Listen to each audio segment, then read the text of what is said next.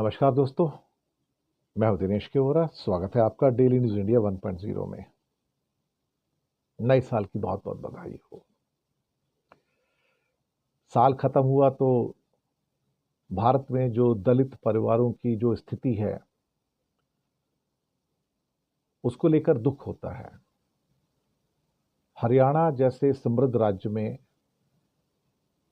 दलित छात्रा फीस नहीं चुका पाई तो सुसाइड कर लिया। 22 साल की युवती, एक सेमेस्टर की फीस देनी थी, पिता के पास पैसे नहीं थे, दे नहीं पाया तो कॉलेज ने एग्जाम नहीं देने दिया और उसको परेशान किया जा रहा था कि तुम फीस लेके आओ नहीं तो तुम एग्जाम नहीं दे पाओगे। प्राइवेट कॉलेज था और फिर वो बच्ची किस मानसिक दबाव में कष्ट झेल रही होगी आप सोचिए। अल्टीमेटली उस कष्ट को नहीं झेल पाई। और एक बात समझ में नहीं आती कि 50 लाख करोड़ का बजट हमारा और हम कहते हैं कि बेटी बचाओ बेटी पढ़ाओ,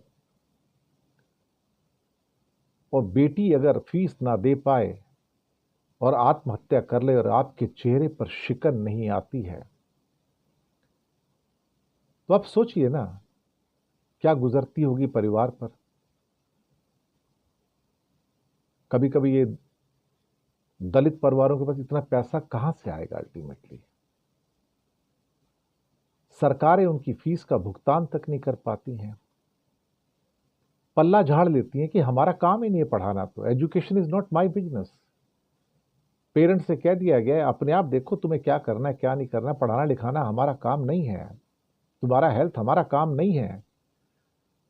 1 लाख करोड़ का सिर्फ बजट एजुकेशन का टोटल मिला के, जिसमें प्राथमिक एजुकेशन भी है, मिड डे मील स्कीम भी है, सब कुछ है उसके अंदर। 1 लाख करोड़ में इंडिया जैसे कंट्री में क्या होता है, जहां चीन एक साल में $900 बिलियन एजुकेशन पे खर्च करता है, इंडिया $14 बिलियन खर्च करता है। बस यही फर्क है।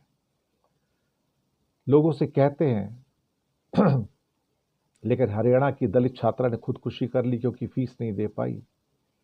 5वें सेमेस्टर की फीस देनी थी, एग्जाम नहीं देने दिया और अब उसके कई पहलू निकल कर आ रहे हैं।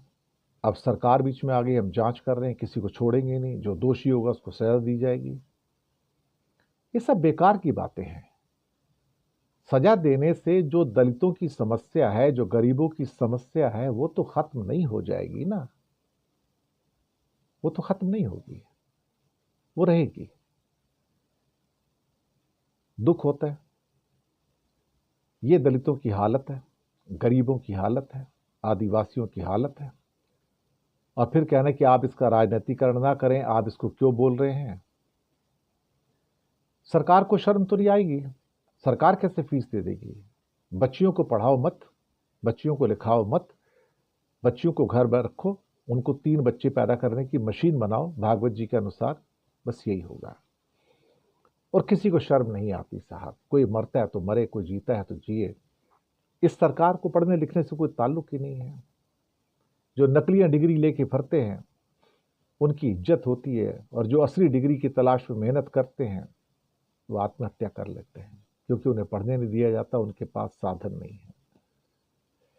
और ये फिर से एक दलित को ये प्रताड़ना सहनी पड़ी। बहुत दुखद है, बहुत दुखद है।